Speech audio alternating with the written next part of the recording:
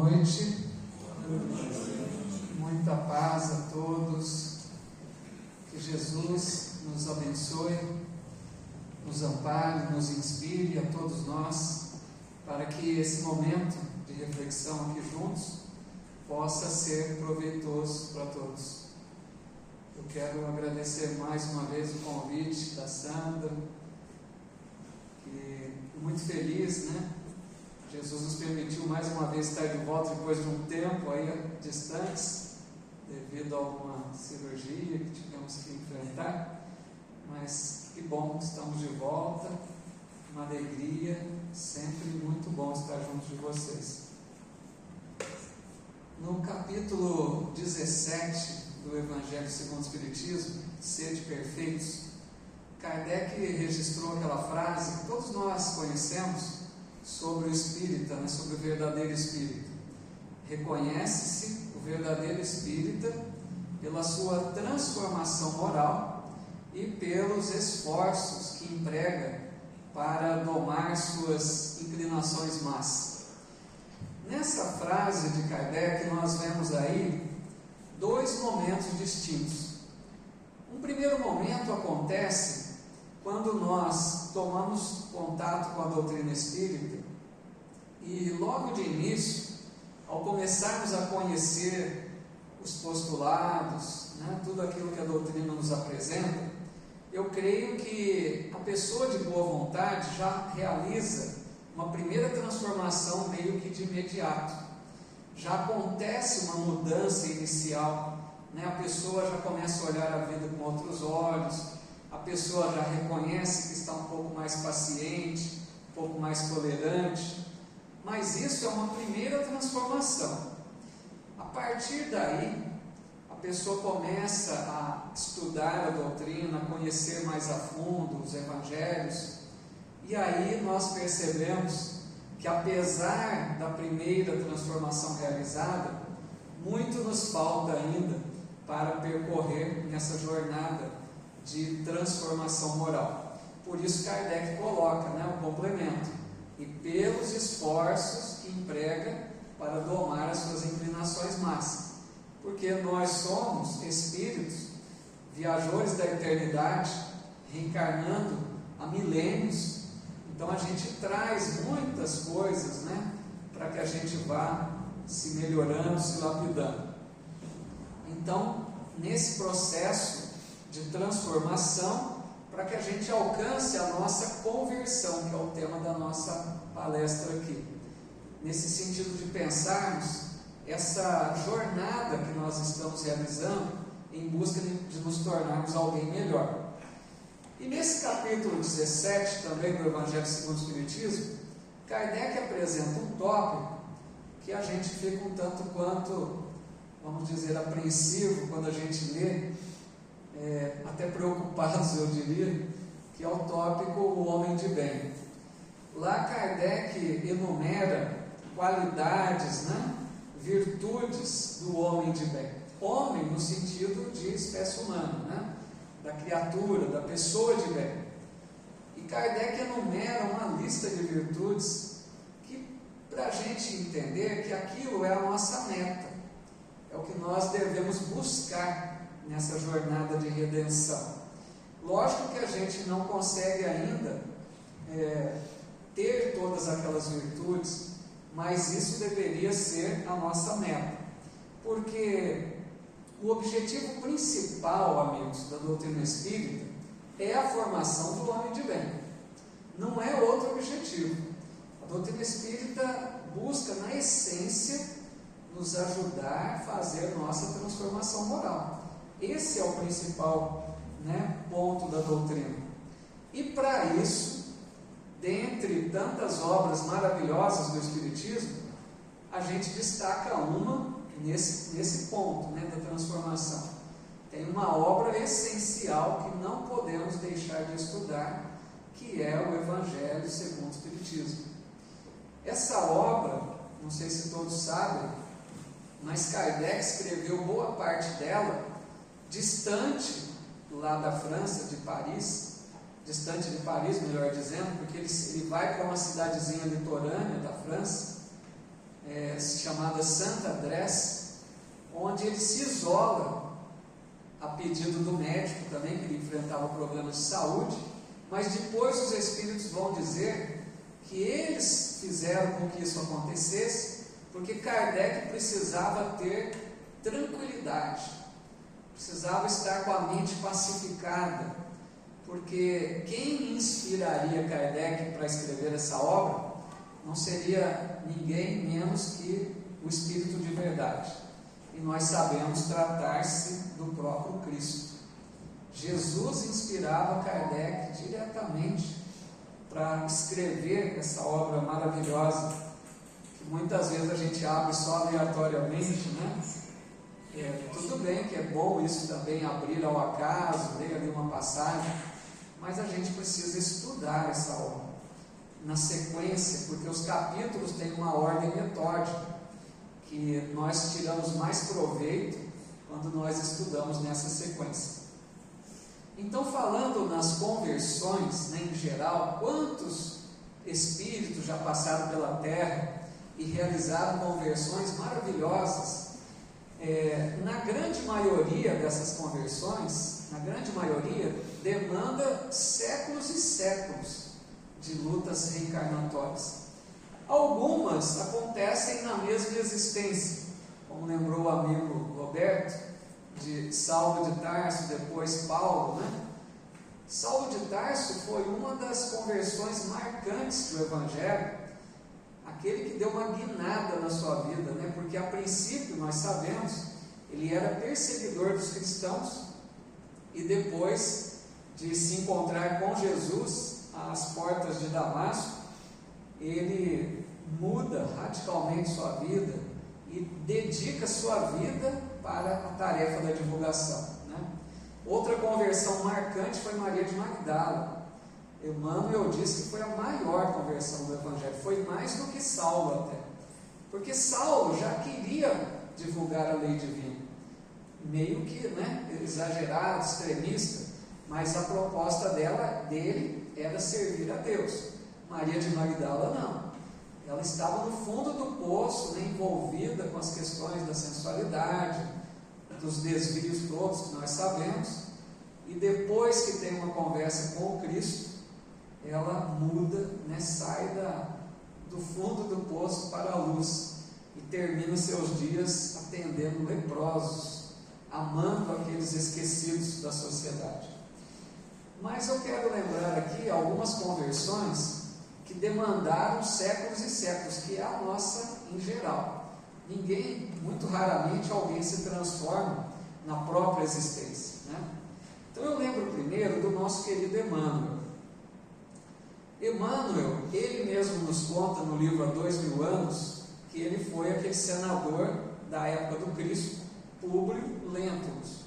Viveu junto de Jesus, a época dele, né, melhor dizendo. Então Emmanuel, que era um senador importante romano, um senador de prestígio, respeitado, um senador orgulhoso, né, inteligente, ele certa feita se vê às voltas com um problema grave de sua filha, que enfrenta uma doença muito grave, e a sua esposa Lívia pede a ele que fosse procurar Jesus, tentando a cura da filha. E ele então não queria, né, deixar o seu orgulho para procurar um filho de carpinteiro, né? Ele não considerava Jesus como o Messias tão esperado, mas vendo o desespero que a filha não encontrava cura, ele conta que ele vai procurar Jesus à noite, nem era durante o dia, para não aparecer, né, em público. E ele então, em meio à conversa com Jesus, ele conta que ao se aproximar de Jesus, ele sentiu aquela vibração tão forte e poderosa do Cristo, que ele se colocou de joelhos diante de Jesus e chorava, não sabia explicar porquê, mas a força, né, do magnetismo do amor do Cristo. E Jesus então, em certo momento, diz a ele: está no teu querer seguir-me agora ou daqui a milênios. E nós sabemos que o Emmanuel, o Públio Lentulus da época, não aproveitou essa oportunidade. Ele não conseguiu, né, deixar de lado sua posição, seus títulos, para seguir a Jesus, né, com mais humildade. E ele então precisou voltar muitas reencarnações em busca da sua conversão. Ele mesmo conta no livro 50 anos depois, que é uma série dos romances históricos de Emmanuel. No livro 50 anos depois, ele volta como escravo nestório. Esse escravo, olha só, gente, a reencarnação. O mesmo senador, né, de tanta importância, de tanto prestígio, volta na condição de um escravo. E aí, pessoal, a gente precisa entender que isso não é castigo divino. Poderia pensar assim, Deus castigou porque ele foi orgulhoso. Não é isso. Volta na condição mais necessária para a elevação espiritual. Ele precisava desenvolver humildade, ele queria já seguir no caminho de Jesus, ele se conscientizou disso no mundo espiritual. Então ele volta como um escravo, e nesta encarnação ele conta que ele já se torna cristão desde essa primeira reencarnação como escravo nestório.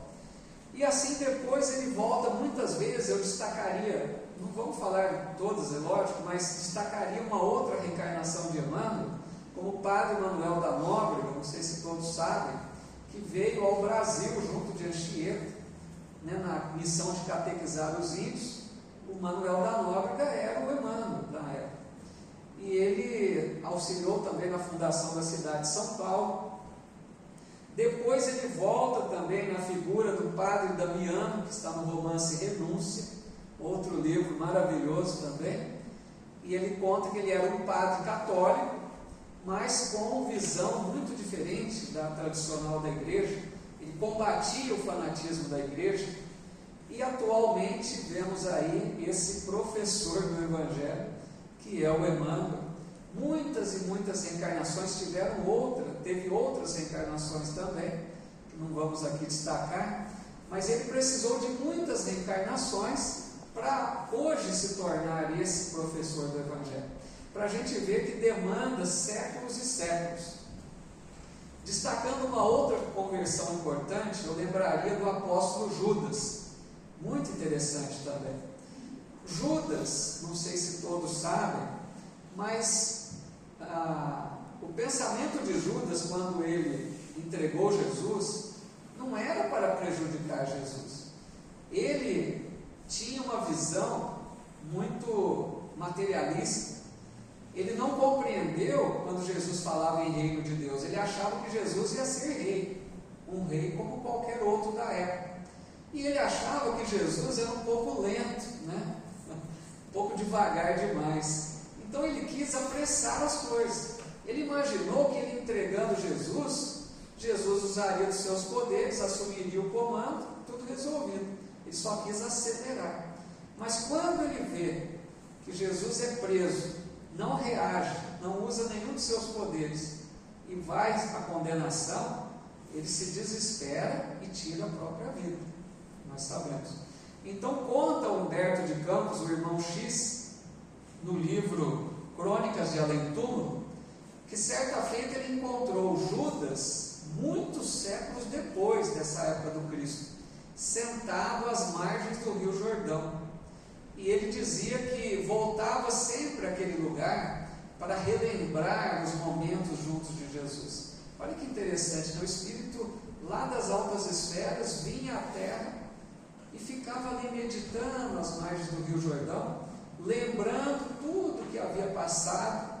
Aquilo era bom para ele de alguma forma. Mas ele conta para Humberto de Campos que ele precisou de muitas reencarnações expiatórias, dolorosas.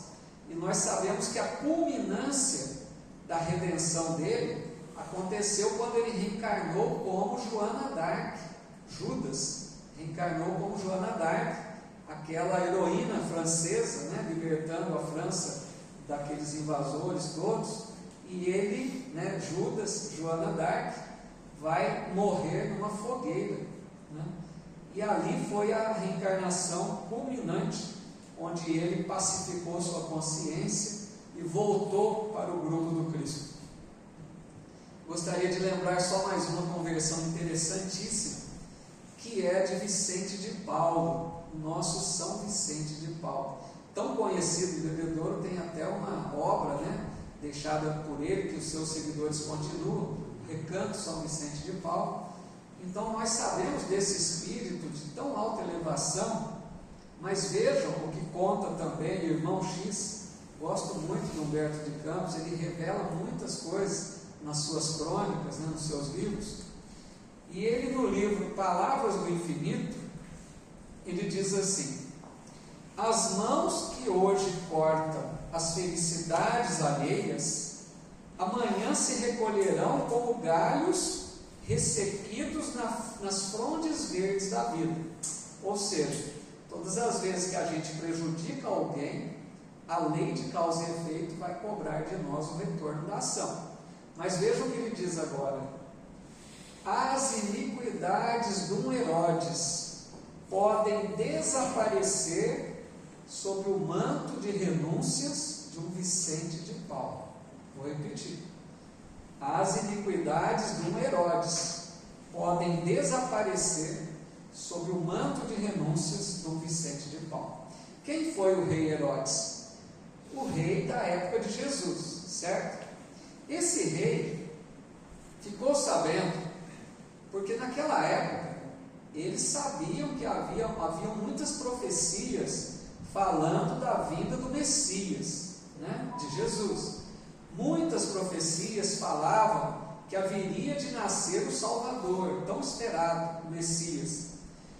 E esse rei Herodes ficou sabendo que havia nascido uma criança que era Jesus, Nasceu a criança e muitos comentavam que essa criança era o Messias, tão esperado. E esse rei Herodes ficou preocupado, porque ele imaginou que se Jesus fosse realmente aquele Messias, ele um dia poderia se tornar um rei e destroná-lo, Então o que ele fez? Mandou procurar onde estava a criança. Ele queria eliminar a criança. Ele não encontrou onde estava Jesus. Então ele toma uma decisão triste, que nós sabemos. Ele manda matar todas as crianças nascidas de até 2 anos de idade, tentando eliminar aquele que aos seus olhos seria um perigo. E assim ele faz. Quando Herodes desencarna, toma consciência do seu erro lamentável, ele se arrepende profundamente depois de um tempo. Foi um arrependimento profundo de ter mandado matar as crianças. E aí, com as orientações do mundo espiritual, os mentores da espiritualidade, orientaram Herodes que o melhor caminho era fazer agora o trabalho de recuperação, de transformação. E então Herodes, durante muitos séculos, durante muitas reencarnações, ele nasceu trabalhando para resgatar crianças abandonadas. Olha a beleza da reencarnação. Onde ele havia errado era onde ele ia atuar. Ele era aquele humilde servidor que onde ele encontrava uma criança abandonada, ele resgatava, cuidava, encaminhava, amparava as mães que não estavam dando conta de cuidar de seus filhos. E durante muitas e muitas reencarnações, ele foi esse benfeitor das crianças abandonadas. E essa renovação moral dele, essa transformação, culminou na reencarnação como Vicente de Paulo. Quem poderia imaginar que um Herodes fosse São Vicente de Paulo? Só na beleza da reencarnação para a gente entender isso.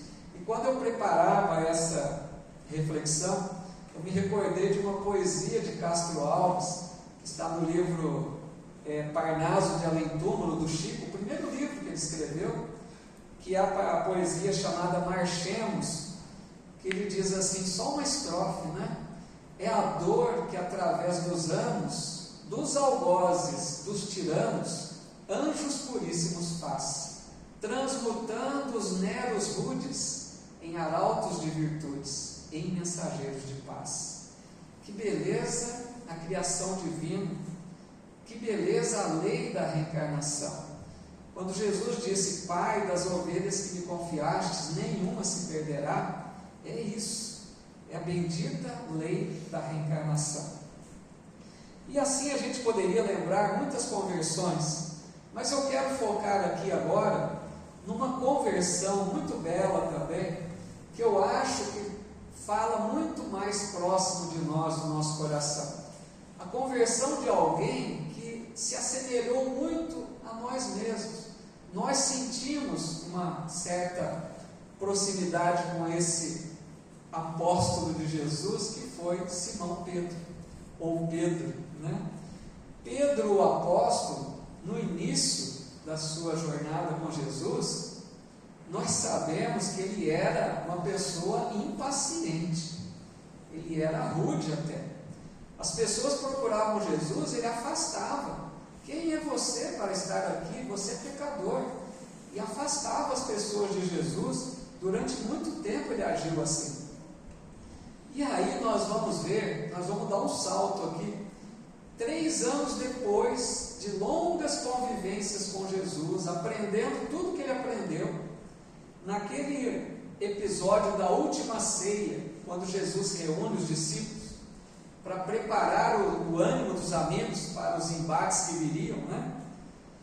Jesus diz a Pedro, veja bem, 3 anos depois de estreita convivência com ele, Jesus diz a ele: E tu, Pedro, quando te converteres, confirma teus irmãos. Não deve ter sido fácil para Pedro ouvir isso. Quando te converteres, então ele não estava convertido ainda? Não estava. 3 anos. Por isso que eu digo que tem um pouco, né, de proximidade conosco, essa dificuldade que nós percebemos. Nós queremos ser alguém melhor, mas quanto é difícil conquistar uma virtude, né? Então Pedro, 3 anos de observação, de estando junto ali, vendo as curas, tudo que Jesus falou, ele foi um dos que mais acompanhou o Cristo de perto. E aí nós sabemos que logo em seguida Jesus então é preso, logo após aquela última ceia, Jesus é preso e Pedro nega o Cristo por 3 vezes, como Jesus tinha dito a ele, né? Jesus disse: Pedro, antes que o galo cante, tu me negarás 3 vezes. E ele disse: jamais, Senhor, irei contigo onde for preciso. E a hora que o galo canta e ele percebeu que ele tinha negado as 3 vezes, ali foi o momento que bateu forte no coração de Pedro. Ali é aquilo que a gente diz, caiu a ficha, né? Os mais antigos entendem isso.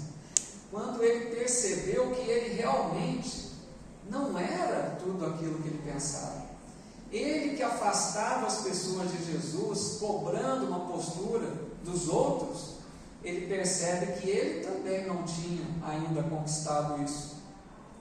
E nós vamos ver isso bem de perto, quando Humberto de Campos, também no livro Contos e Apólogos, ele apresenta uma mensagem, uma crônica, melhor dizendo, muito bela, chamada A Esmola da Compaixão, para a gente ver esse Pedro que ainda não estava convertido.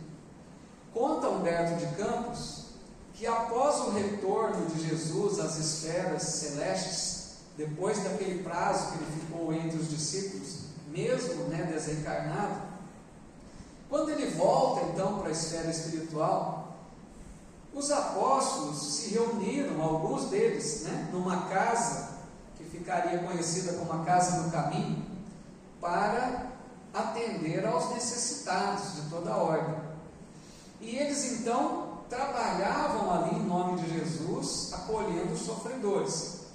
E Pedro, sempre muito dedicado, sempre muito atencioso, mas Humberto de Campos nos mostra nesta crônica, ele vai buscar um dia em que o Pedro estava irritado, para a gente ver que ele não era ainda tudo aquilo, né? Não era ainda um apóstolo, ele era ainda um discípulo apenas. Então, Humberto de Campos conta que neste dia, Pedro estava muito irritado. Talvez, diz ele, pela fragilidade da condição humana, ou por causa de um cansaço excessivo, afinal de contas o trabalho era exaustivo, né? Então Pedro naquele dia começou a apontar as mazelas, os problemas daquelas pessoas que o buscavam para o socorro. E ele diz a um auxiliar do trabalho, apontando para um homem que vinha de encontro a ele: veja aquele homem que vem em nossa direção com os braços ressequidos. Ele espancou a própria mãe numa noite de embriaguez. É justo que ele sofra agora. E depois ele aponta para uma mulher que vinha arrastando pelo chão, com o corpo cheio de feridas, e ele diz a outro auxiliar: essa mulher foi cruel e orgulhosa. Muitas pessoas presenciaram seu riso sarcástico diante de escravos agonizantes que ela mandava espancar até a morte. É justo que ela sofra. E assim ele foi, apontando os erros, colocando o dedo nas feridas, até que ao final daquele dia, Pedro se encontrava sozinho na casa, fechando para o descanso noturno. Ele estava lá ao fundo da casa quando não percebe que entra um peregrino muito simples, adentrou aquele recinto, e esse peregrino entrou em silêncio, e Pedro lá ao fundo virou-se e percebeu que ali estava alguém, e gritou de lá mesmo: ei você, por que vem a esta hora? Já estamos fechando, o que você precisa? Aquele homem ficou em silêncio, e Pedro veio se aproximando. Quando Pedro chegou próximo desse homem, ele se ajoelhou, perplexo, desfalecente, porque percebeu que estava diante de Jesus. Aquele peregrino era o Cristo. E ele então, chorando em soluços, ele diz a Jesus: Senhor, Senhor, o que pretendes desse teu servo? E Jesus afaga a cabeça de Pedro com muito amor e diz a ele: Pedro, lembra-te de que nós não fomos chamados para socorrer as almas puras do caminho. Eu venho rogar-te, Pedro, a caridade do teu silêncio, quando você não puder ajudar. Suplico-te, para os filhos da minha esperança, a esmola da compaixão. E foi mais uma vez algo que tocou o fundo do coração de Pedro. Ele que já estava tentando ser alguém melhor, esse episódio serviu para fortalecer ainda mais a fé e a vontade de Pedro se tornar alguém melhor. Ali foi mais um chamado profundo de Jesus, para que ele reconhecesse que era preciso transformar-se, era preciso se adaptar às lições do Evangelho. E assim Pedro, a partir dali, a cada dia, ele foi se tornando alguém mais calmo, mais sensato, mais ponderado, mais compreensivo. E ele foi conquistando as pessoas. Com o passar do tempo, ele já mais idoso, as pessoas viam nele um pai. Pedro já era conhecido como o pai de todos. Torna-se o líder do grupo apostólico, e ele então vai deixar a terra aos 80 anos de idade, também martirizado, crucificado, e ele pede que fosse de cabeça para baixo, porque ele não se julgava digno de ser crucificado como Jesus. Para a gente ver então, amigos, essa conversão belíssima, de alguém que lutou contra as suas imperfeições, de alguém que não estava pronto de início, apesar da convivência com Jesus, imagine. Então isso deve ser um estímulo para nós, que queremos também nos tornar alguém melhor. Não vamos desanimar diante dos primeiros tropeços. Se a gente tenta buscar algo, não vai ser do dia para a noite. É preciso tempo, é preciso dedicação e esforço. E caminhando aqui já para o nosso encerramento, eu quero lembrar uma mensagem do Emmanuel. Deu para ver que sou fã do Emmanuel. Mas uma mensagem do Emmanuel que tem muito a ver com essa nossa reflexão, que é a mensagem que está no livro Perante Jesus. Ele intitulou Convencer-se e Converter-se. Olha que bonito o título já, né? Convencer-se e Converter-se. E ele diz assim: muito fácil convencer-se alguém das verdades do Senhor, transformando a vida dos companheiros. Muito difícil, porém, converter-se ao Senhor da verdade, renovando a própria vida. Que beleza de colocação de Emmanuel. Por quê, pessoal? Pensemos. Todos nós que aqui estamos, tenho certeza, estamos plenamente convencidos de que Jesus é o Mestre. Todos estamos. Nós sabemos que a mensagem do Cristo é divina. Nós reconhecemos o Evangelho como a luz, como farol, como roteiro de vida. Plenamente convencidos. Mas estamos convertidos? Aí que é a questão. Porque convencido é aquele que acredita, que reconhece.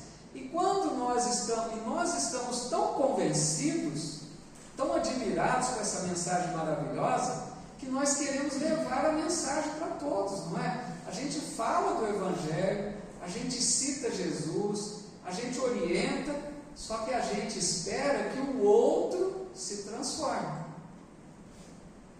Agora, quem é o convertido?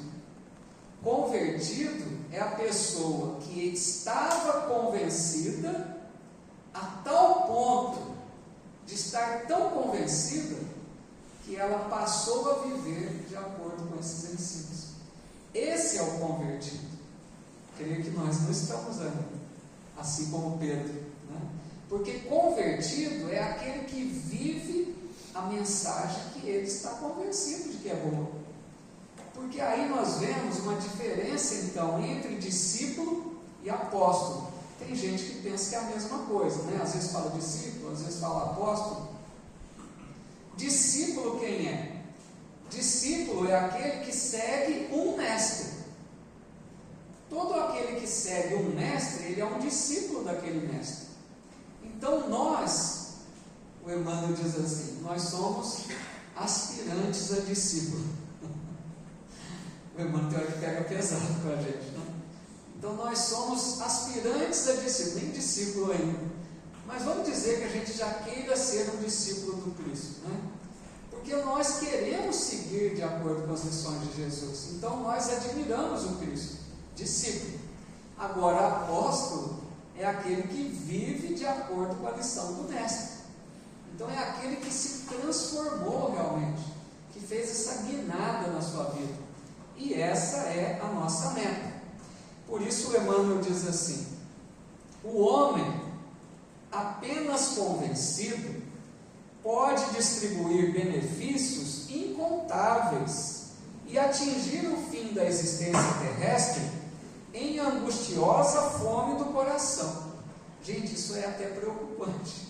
Porque vejam bem, o que ele está dizendo aqui? A pessoa que está só convencida, como nós estamos, convencidos que Jesus é o Mestre, que a mensagem é verdadeira e divina, nós às vezes podemos realizar obras fantásticas no mundo, fazer o bem incansavelmente, trabalhar aqui na casa espírita, trabalhar numa ONG, ser uma pessoa boa em todos os lugares, né? Mas vejam só, isso ele está dizendo que nem todos que agem assim chegarão bem à desencarnação. Por quê? Porque muitas vezes, gente, a pessoa que faz o bem não necessariamente transformou-se por dentro. Pode parecer estranho, né? Existe uma diferença entre fazer o bem e ser verdadeiramente caridoso.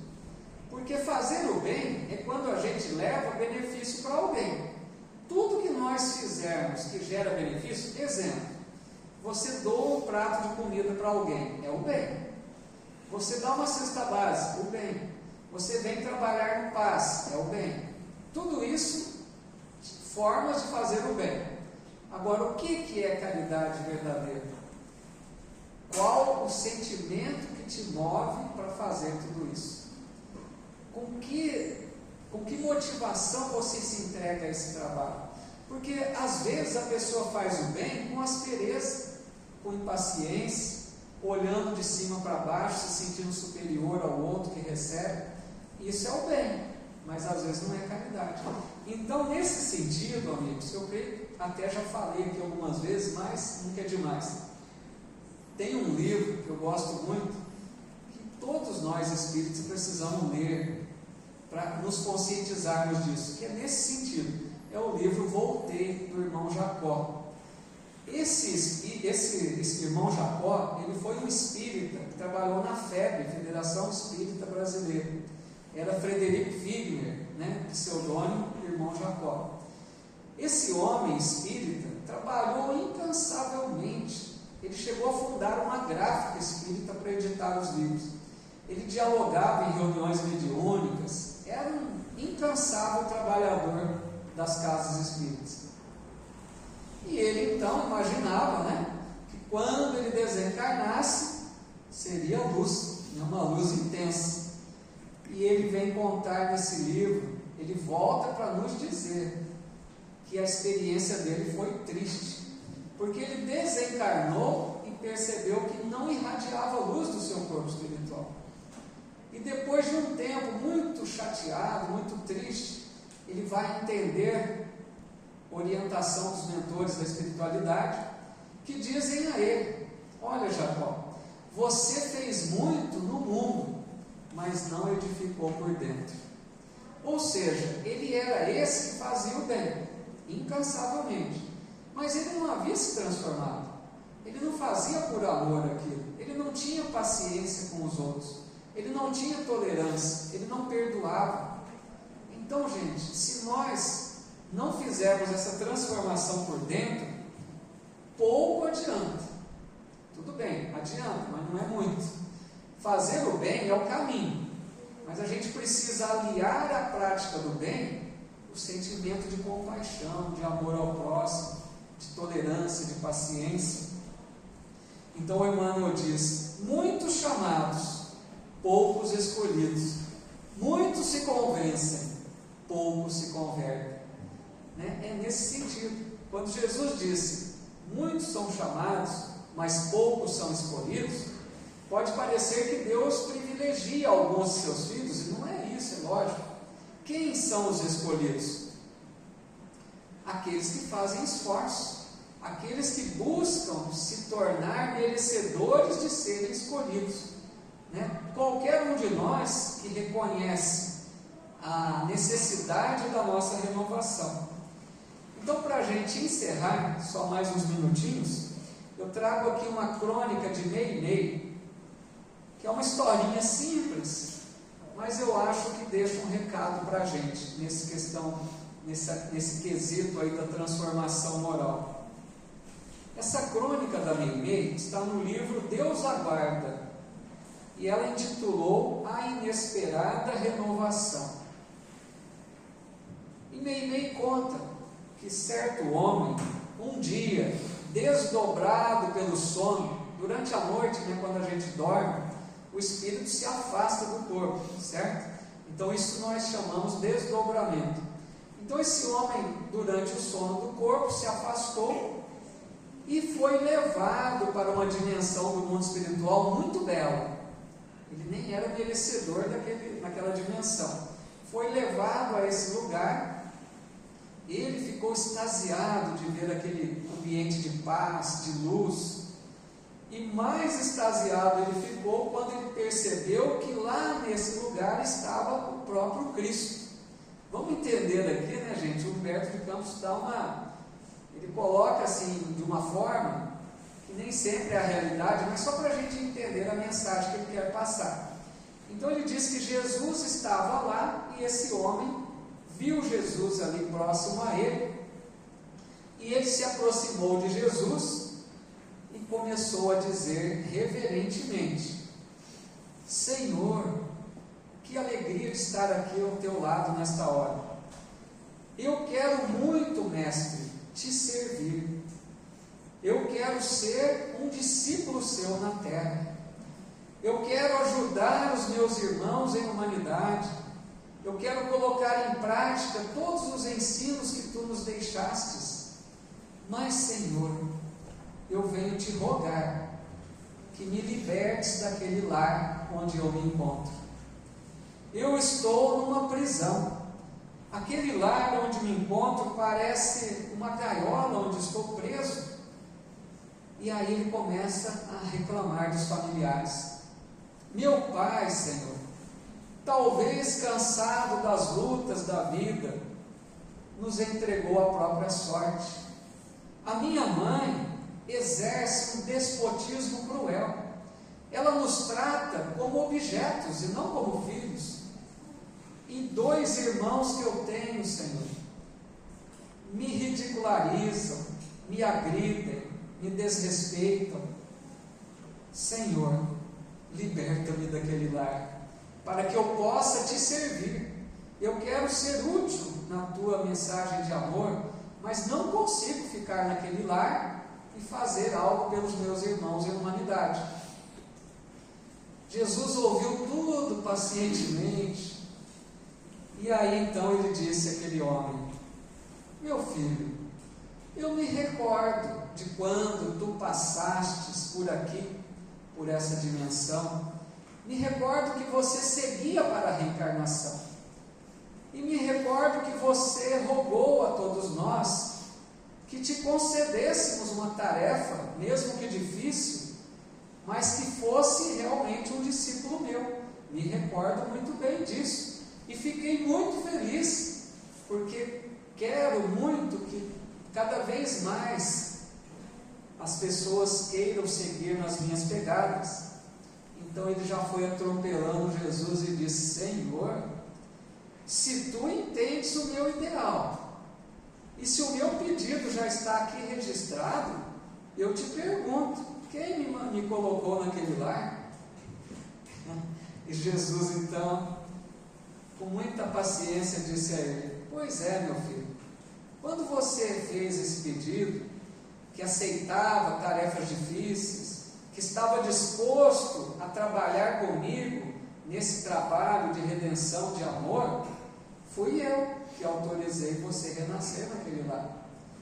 E aí ele entendeu, meus amigos, que a tarefa dele era no lar. A tarefa dele era para ajudar aqueles irmãos perturbados, confusos, difíceis. E ele estava imaginando que a tarefa dele era ajudar os irmãos em humanidade. E aí Humberto de Campos diz que ele desperta, assustado em meio à madrugada, se recordando daquela conversa com Jesus. E já estava ali o dia raiando, e ele já ouve os 2 irmãos lá fora, conversando, e ele consegue ouvir o que eles falavam, já começando a reclamar dele, falando mal dele. Mas a partir daquele dia, diz Humberto de Campos, ele ouvia tudo com novos ouvidos, de quem havia conquistado o troféu de profunda renovação.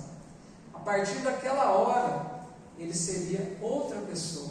Ele entendeu que a tarefa era ali, que ele precisava ser mais paciente, mais tolerante, mais compreensivo, não exigir do outro aquilo que eles ainda não podiam dar. Então acho que essa lição fica para nós. Às vezes a gente quer abraçar o mundo, realizar tantas obras, e às vezes deixamos no próprio lar. Se o lar não estiver em paz, nós não temos condições de atender fora. Nosso primeiro compromisso é junto dos familiares, né?